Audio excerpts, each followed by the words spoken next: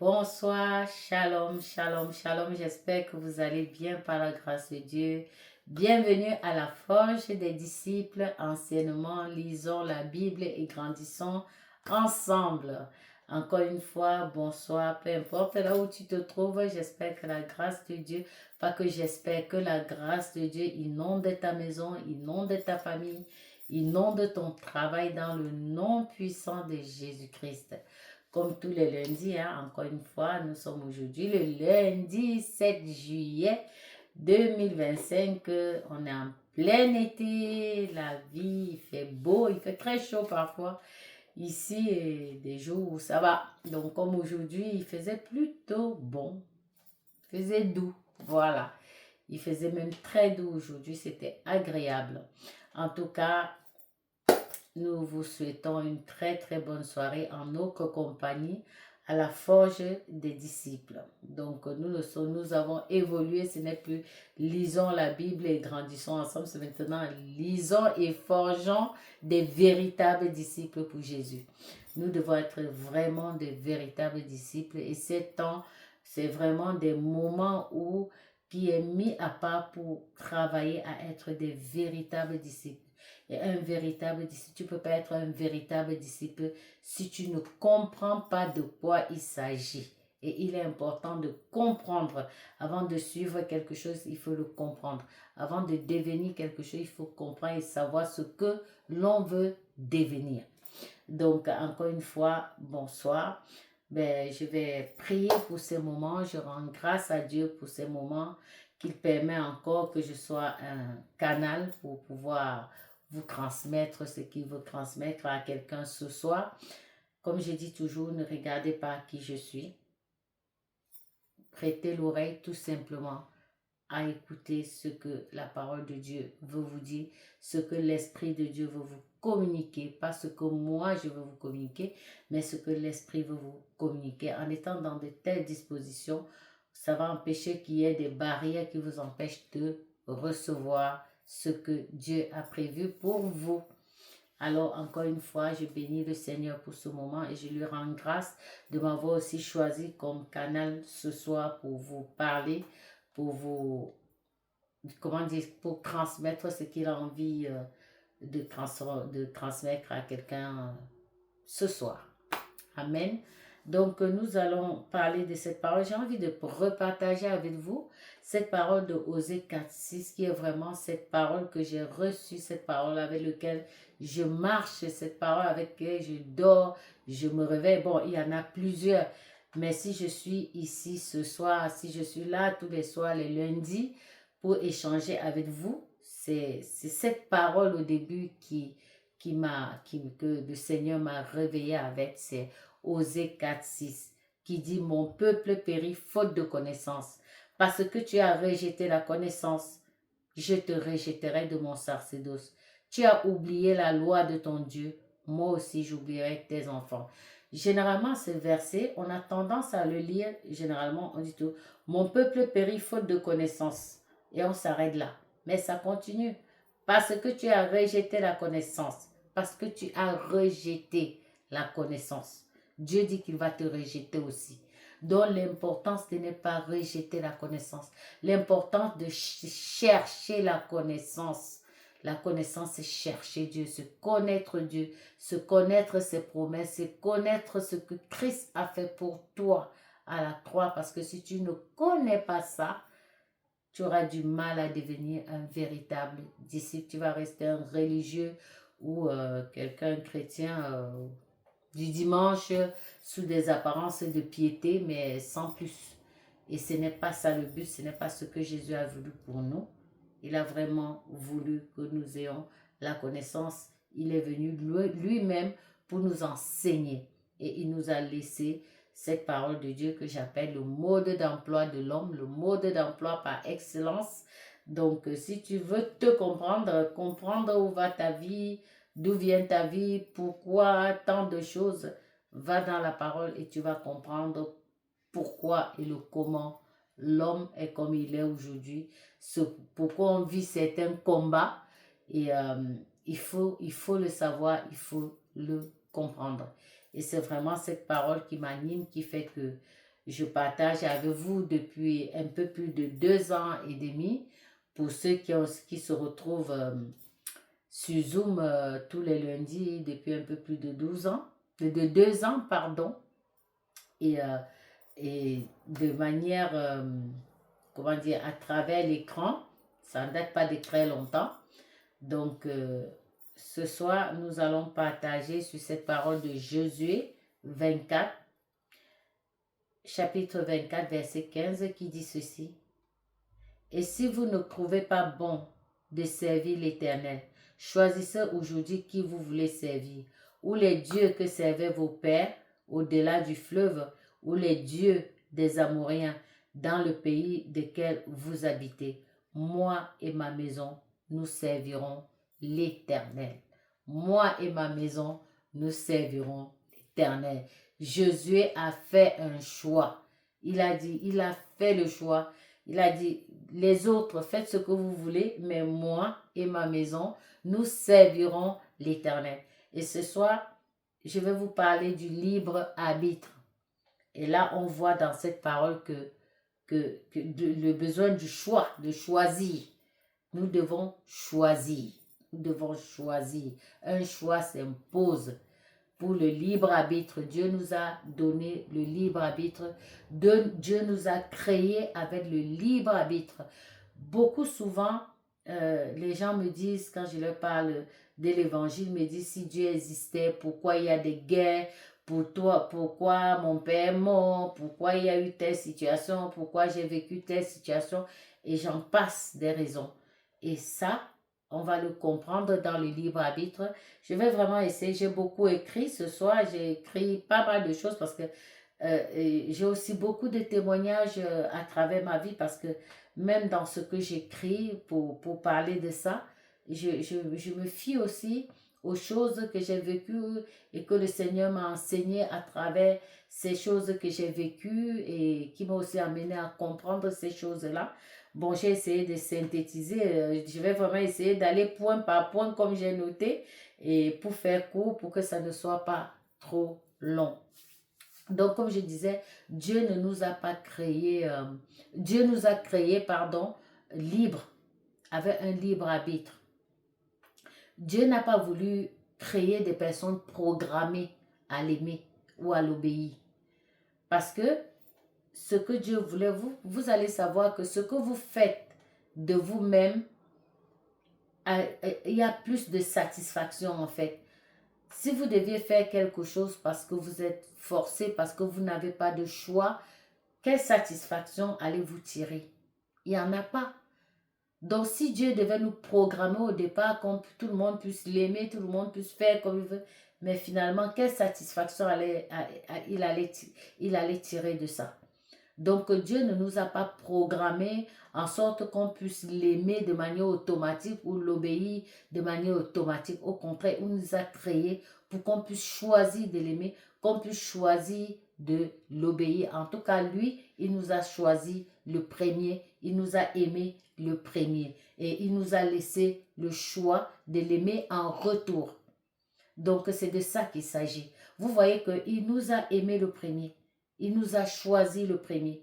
Pourtant, il nous laisse le choix de l'aimer.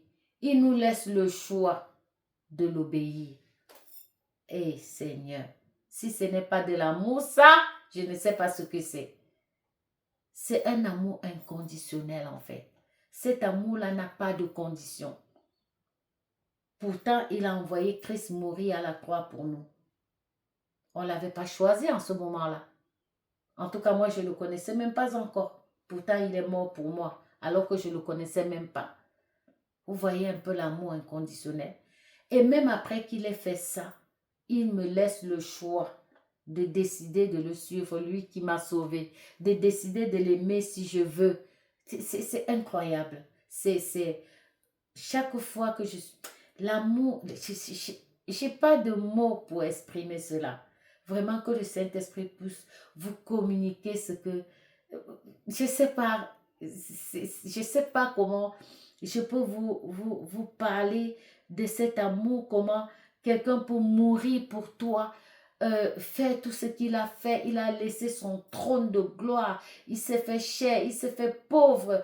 Il s'est dépouillé. Il s'est fait malédiction à la croix. Pour toi comme pour moi. Et en retour, il te laisse le choix de l'aimer. Il te laisse le choix de l'obéir. Il ne te force pas. C'est ça le libre arbitre. Ça, c'est ce que Dieu a fait. Et ça, c'est ce que Dieu nous a laissé, même depuis dans la jeunesse, avec l'arbre de la connaissance du bien et du mal. Certaines personnes m'ont dit, ouais, il aurait pu juste ôter, ne pas mettre cet arbre dans le jardin. Mais ça veut dire qu'il n'aurait pas laissé le choix à Adam et Ève. On en revient à la même chose. Adam et Ève, il les a donné des consignes. C'est un peu quand tu roules, tu prends ta voiture, il y a des limitations. Quand on roule, il y a des limitations. On te conseille de ne pas le dépasser. Ces limitations, si c'est 50, roule à 50. Si c'est 130, roule à 130. Sur l'autoroute ici, on ne doit pas dépasser 130, tu ne dépasses pas. Sur la rocade, tu ne dois pas dépasser 90, tu ne les dépasses pas. Donc, si tu fais le choix de les dépasser, tu auras les conséquences de cela. C'est toi qui en as la responsabilité parce que tu as eu le libre arbitre, parce que tu es libre de faire ce choix-là. C'est de ça qu'il s'agit. C'est de ça qu'il s'agit. Donc, de la même façon, Dieu nous a donné le pouvoir de choisir. Nous avons reçu le pouvoir de choisir comme Adam a reçu le pouvoir de ne pas manger cet arbre ou de le manger. On l'a conseillé, Dieu l'a conseillé, ne mange pas, sachant que si tu le manges, voilà ce qui peut t'arriver. Mais ils ont fait le choix de le manger quand même. Ils avaient le libre arbitre. Ce n'est pas la faute de Dieu. Dieu ne voulait pas faire des robots. Des robots qui marchent à la commande. Ce n'est pas intéressant. Si vous deviez vivre avec un robot, j'ai vu sur un reportage où on fabrique des femmes, maintenant des personnes qui ont une femme à la maison, mais la femme, c'est une poupée qui ne parle pas, vous vous rendez compte? Ça craint. Ça craint vraiment. Donc, Dieu nous a donné le libre arbitre. Et même au cœur de la rédemption, on voit le libre arbitre. Même après la chute de l'homme, après la chute d'Adam et Ève, Dieu a apporté la rédemption et là encore, il a respecté notre libre arbitre. Donc, malgré la chute, il revient encore, il fait le nécessaire et il nous laisse encore le choix. Même au niveau de la rédemption, il dit personne ne peut être sauvé contre son gré. Là encore, la rédemption, tu as le libre arbitre de l'accepter ou de ne pas l'accepter. Personne ne peut recevoir le salut involontairement. Vous devez être volontaire pour recevoir ce salut. Vous devez être volontaire pour recevoir Jésus-Christ. On ne peut pas vous forcer. Le plan de la rédemption, c'est de faire le choix de croire et de recevoir. C'est de ça qu'il s'agit, frères et sœurs. Dieu ne va forcer personne. Dieu ne va pas vous obliger, mais il vous conseille. Faites ça, là il y a la vie, là si tu vas là-bas, il y a la mort. Dieu a pourvu, il a pourvu la grâce. Tout a été accompli à la croix. Dieu a pourvu la grâce. Lui, il a fait sa part. Maintenant, c'est à nous de décider si nous voulons recevoir ou pas. Est-ce que nous voulons recevoir Jésus-Christ? Donc, on voit là que même là encore, Dieu reste toujours dans son libre arbitre. Même en tant que chrétien, même si tu es déjà chrétien, tu as toujours ton libre arbitre. Tu es libre de croire aux promesses de Dieu. Il y a des gens qui disent qu'ils marchent avec Jésus, mais ils ne croient pas aux promesses de Dieu. J'ai échangé avec des témoins de Jéhovah et on parlait et il me disait qu'en fait, les miracles ne se font plus, Dieu ne guérit plus, Dieu ne fait plus ci parce que la parole a été scellée. Et tu te dis, mais frère, sœur, c'est comment? Est-ce que nous lisons la même Bible? Donc vous voyez que même là encore, il y en a qui font le choix de ne pas croire à la promesse de Dieu. Pourtant, ils disent qu'ils marchent avec Dieu. Pourtant, ils ne croient pas. Ils sont là, ils ne croient pas à la promesse de Dieu. Tu as le choix de croire à la guérison. Tu as le choix de croire à la provision. Tu as le choix de croire à la bénédiction. Oh, mon prophète, mon pasteur, mon prophète. Il dit tout ce qui se termine en Sion. S'il devait dire, il a dit tout ce qui se termine en Sion. Provision, bénédiction, guérison. Vous voyez un peu.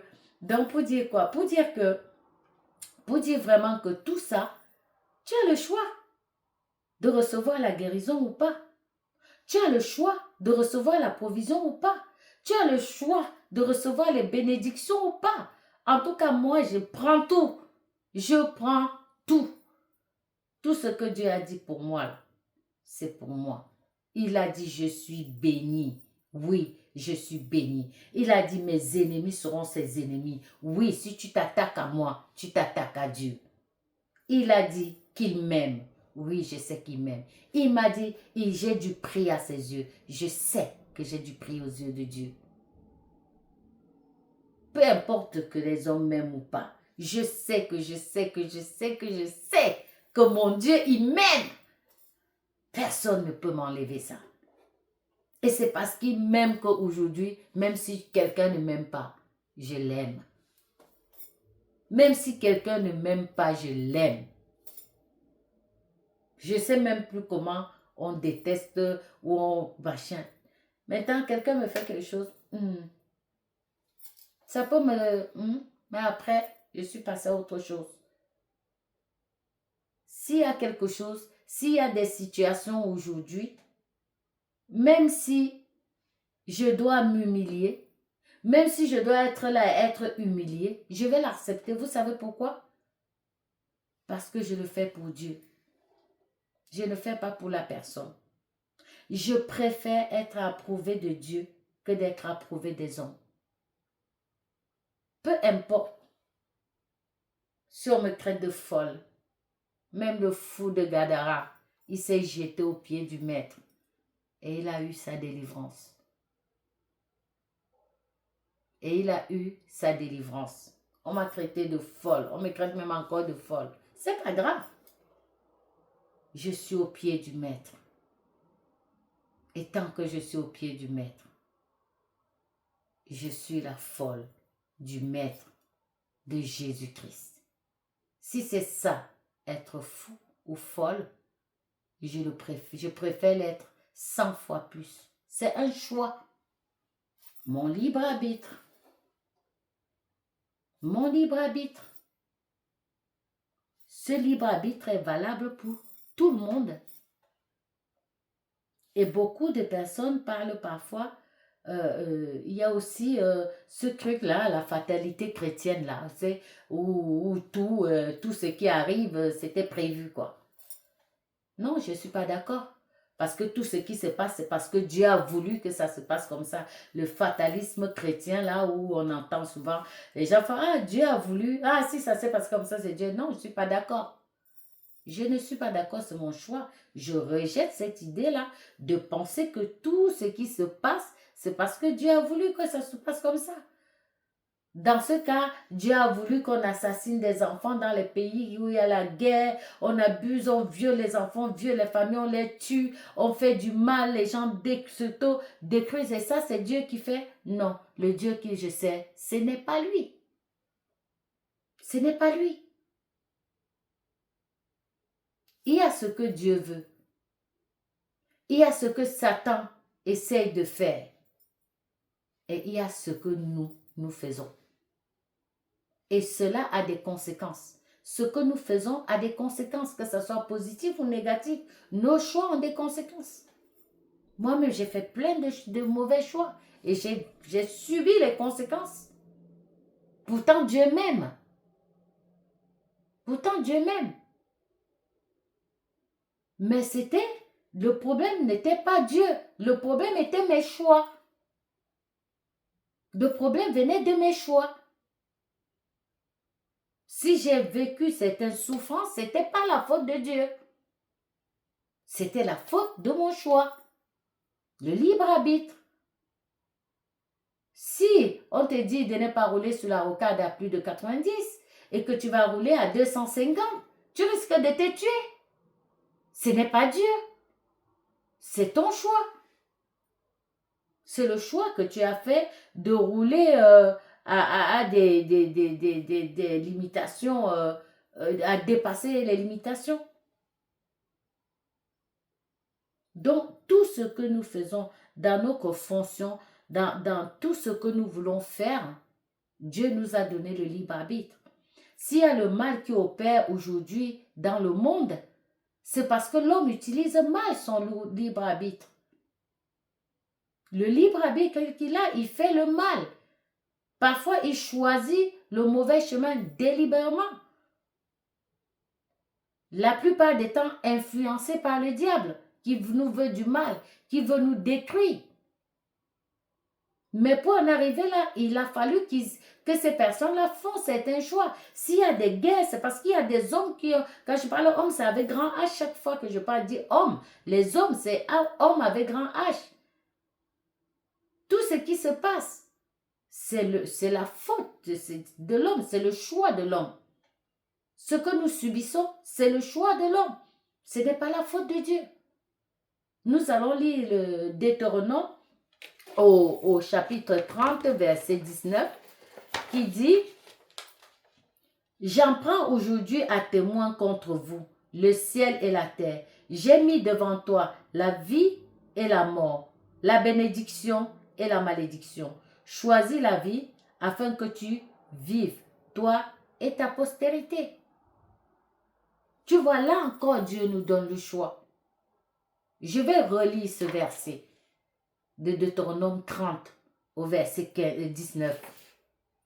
J'en prends aujourd'hui à témoin contre vous, le ciel et la terre. J'ai mis devant toi la vie et la mort, la bénédiction et la malédiction. Choisis la vie afin que tu vives, toi et ta postérité. Dieu nous invite à choisir. Dieu nous invite à choisir. Là encore, Dieu nous donne le libre arbitre. Il nous propose de choisir la vie. La rédemption est disponible. Choisis de recevoir Jésus-Christ. C'est un choix. Mon frère, ma soeur, choisis de recevoir Jésus-Christ. C'est la vie. Il est le chemin, la vérité et la vie. Tu ne peux pas dire que tu es chrétien et tu dis, ah non, Dieu va faire, mais Dieu va faire là. Attendez toujours que Dieu puisse faire. C'est vrai qu'il pleut sur le toit du méchant et du bon. Mais nous avons des choix à faire. Pour notre foi, même pour la foi, nous avons le choix de croire. C'est pour ça que même les promesses de Dieu, tu ne l'as pas automatiquement. Il faut que tu fasses le choix de recevoir ces promesses-là. Parce que c'est pour ça que je disais que même ta guérison, c'est un choix. Ta provision, c'est un choix. Ta bénédiction, c'est un choix, c'est disponible. Tu fais le choix de le recevoir ou de ne pas le recevoir. Dieu ne force personne. Dieu ne va jamais te forcer. Mais il va te dire, j'aimerais que tu fasses ce choix. Je t'aime. Je veux prendre soin de toi. Je veux t'aider. Je veux t'amener vers des verts pâturages. Je veux te sortir de là. Je veux te communiquer la vie. Je veux prendre soin de toi. Je t'aime. Fais le choix de me suivre. Fais le choix de m'accepter. Fais le choix de m'obéir. Fais le choix de marcher avec moi. le choix nous revient. Le choix nous revient. On ne peut même pas contourner ça. Le libre arbitre nous rend responsables de nos décisions. Nous sommes responsables de nos décisions et de leurs conséquences. Les décisions que nous prenons, nous avons ces responsabilités et les conséquences de ça, bonnes ou pas bonnes. Donc, quand nous prenons ces décisions-là,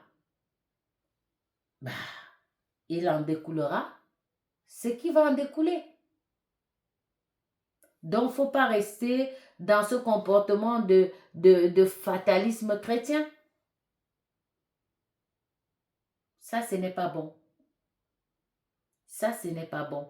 Et arrêtons d'en vouloir à Dieu, de croire que Dieu a fait ci, s'il y a ça, c'est parce que Dieu voulait ça, et s'il y a ça. Non, non, non, non, non. Ça, ce n'est pas la vérité.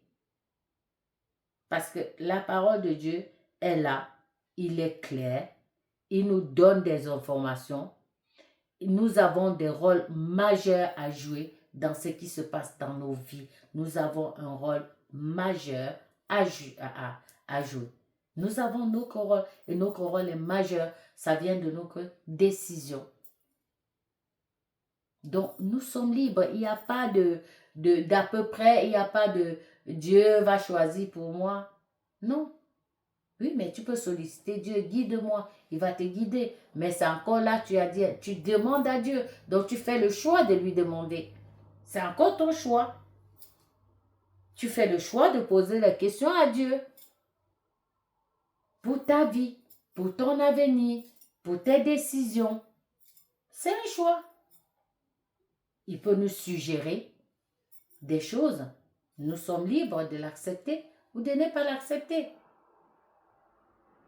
Et si nous faisons le choix de faire le bon choix, si nous utilisons notre libre arbitre en faisant le bon choix, c'est pour nous.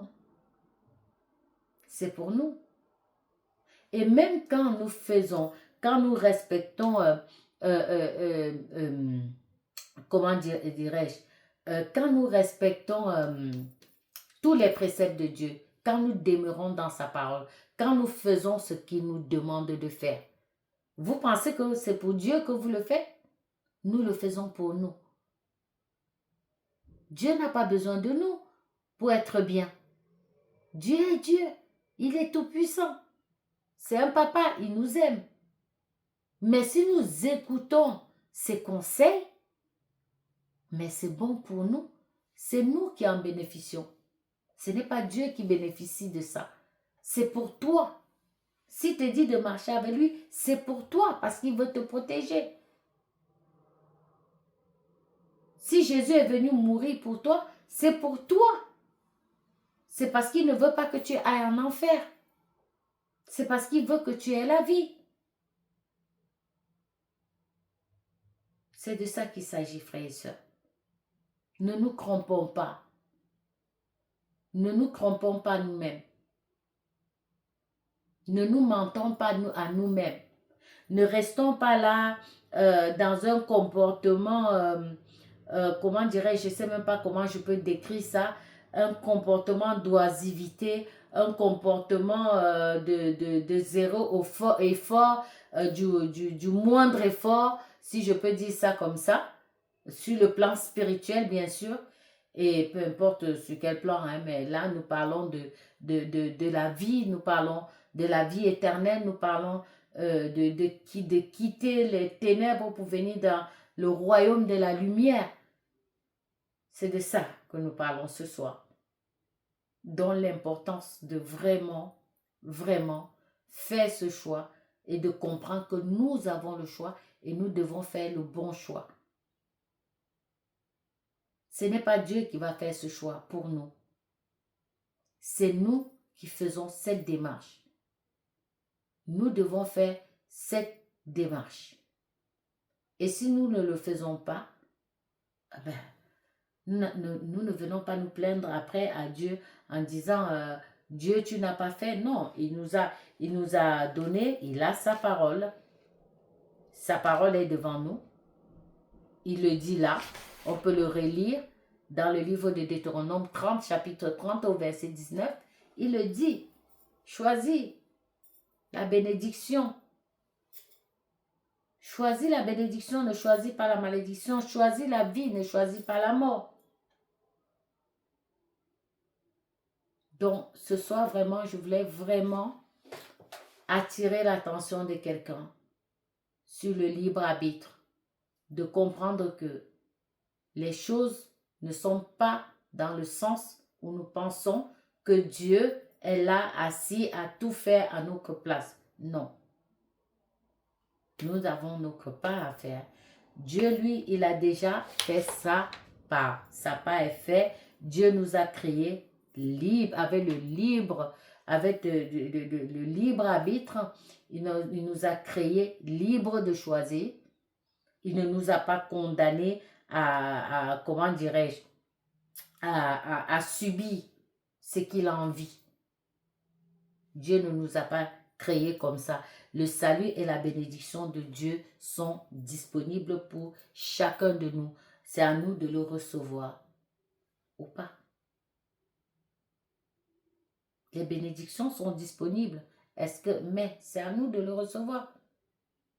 Si nous ne le recevons pas, Dieu, lui, il fait comment? Nous sommes responsables de nos décisions. Ce n'est pas Dieu qui est responsable de nos décisions. Nous sommes responsables de nos décisions et de notre foi. Donc, pensons à cela. Faisons le bon choix. Nous avons le libre arbitre. S'il y a tout ce qui se passe dans le monde, ce n'est absolument pas la faute de Dieu.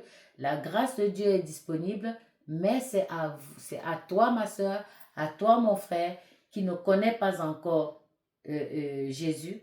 C'est à toi de faire le choix de le recevoir.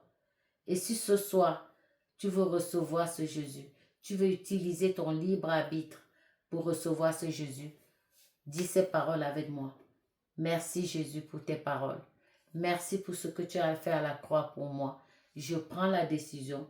J'utilise mon libre arbitre ce soir avec liberté de cœur, liberté de ma décision. Je te reçois, toi, Jésus-Christ, dans ma vie. Je te reçois comme mon Seigneur et Sauveur. Je te reçois dans ma vie comme mon Seigneur et Sauveur personnel. Et je veux marcher avec toi le reste de ma vie. Merci pour ton sang versé à la croix. Merci pour l'œuvre accomplie de la croix pour moi. Au nom puissant de Jésus-Christ. Si tu as fait cette prière avec ton cœur, que tu as pris ce libre arbitre pour recevoir Jésus, tu peux nous contacter, tu peux nous écrire. Et vous avez toutes les informations de nos coordonnées sur YouTube. Vous pouvez nous contacter via nos mails, via le WhatsApp. Tout est inscrit. Et si vous voulez être accompagné par nous, vous pouvez également nous joindre. Si vous avez besoin de prière, nous sommes disponibles pour prier avec vous. Vous nous appelez. Si vous avez des questions, écrivez-nous. Nous allons répondre à vos questions comme un peu des questions comme je viens de répondre ce soir. Si Dieu, machin, pourquoi si, pourquoi ça. Et de comprendre que nous avons le libre arbitre. Tu veux ta guérison, il faut que tu es libre de le recevoir. Si tu veux ta provision, tu es libre de prendre la décision de le recevoir. Si tu veux tes bénédictions, ça aussi, il faut le décider. Pas comme des personnes qui disent que non, aujourd'hui, ce n'est plus d'actualité. C'est d'actualité. Jésus, il guérit toujours. La guérison est disponible. C'est fait. C'est quelque chose qui est fait. Il dit pas c'est meurtrissime, nous avons été guéris ou nous sommes guéris. C'est pas que nous allons guérir. La guérison est déjà là. Maintenant, il faut que tu décides de recevoir cette guérison, cette provision ou cette bénédiction. C'est déjà là. Il dit nous sommes guéris. D'autres versions disent nous avons été guéris. Donc c'est fait. C'est fait, c'est acté. Tu l'as déjà. Tu l'as déjà. Décide de prendre possession de cela. Comme je dis toujours, moi, je ne veux rien que Dieu ne m'a déjà donné. Parce que je sais qu'il m'a dit dans sa parole que je suis déjà bénie de toutes sortes de bénédictions spirituelles dans les lieux célestes en Christ. Et je sais que je suis en Christ. Si je suis en Christ, je suis bénie. Je suis bénie. Donc, tout c'est une décision. Mon frère, ma soeur, si tu as donné ta vie à Jésus, n'hésite pas de nous écrire, n'hésite pas de nous témoigner de ce que Dieu a touché ton cœur. Viens partager avec nous.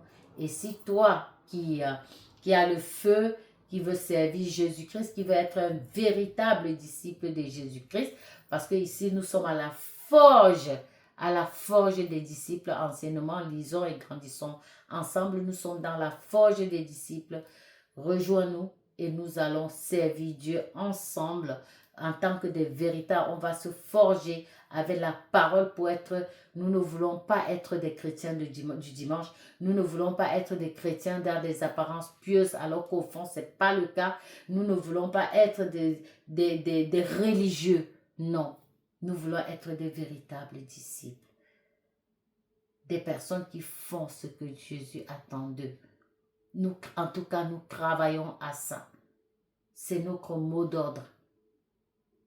C'est notre vision, c'est de devenir, parce que le tout, c'est que nous voulons servir. Nous voulons servir Dieu. Tu dis que tu veux servir Dieu, tu as le feu pour Dieu. Tu veux que Dieu t'utilise. Avant que Dieu t'utilise, il faut que tu sois utilisable. Donc nous travaillons à être utilisables.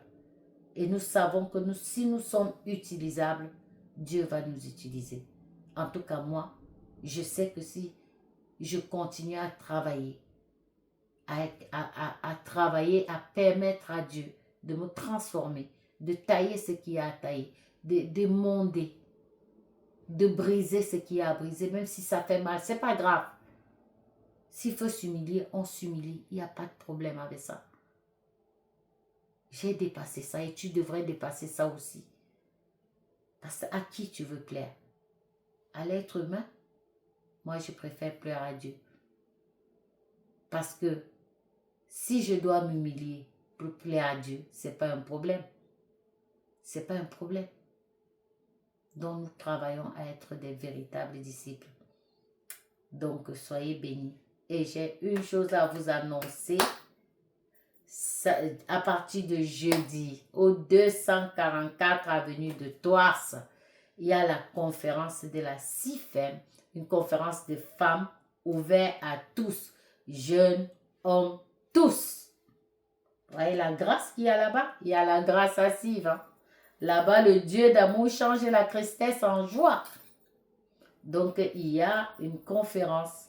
Je t'invite à venir partager cette conférence qui aura lieu jeudi, vendredi, samedi et le summum dimanche. Donc, choisis au moins un jour si tu ne peux pas venir tous les jours. Je pense que les cocktails là-bas, tu vas être davantage disciple. En tout cas, nous serons là. Et aussi, la journée du 12, nous avons la journée de Lisons ensemble qui est aujourd'hui la forge des disciples. Nous passons notre journée annuelle. Tu es le bienvenu au 8 impasse de Bellevue à partir de 10h jusqu'à 16h30. Après, nous serons tous à la conférence. Ne manque pas. Ça va être une conférence bénie.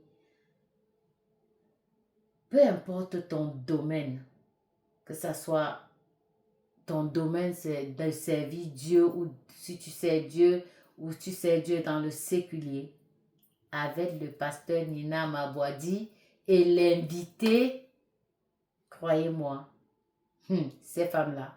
L'autre femme, je ne connais pas parce que je ne l'ai jamais rencontrée. C'est la première fois.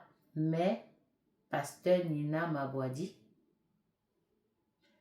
il faut voir, écouter et vous me direz. Ne manquez pas au 244 avenue de Thouars, la conférence CIFEM.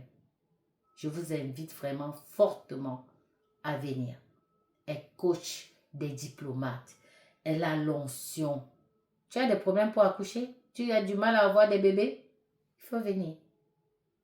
Il faut venir. Elle est équipée pour ça. Cette femme est équipée comme je dis à Dieu, prends un peu d'elle et donne-moi aussi. Il faut me donner.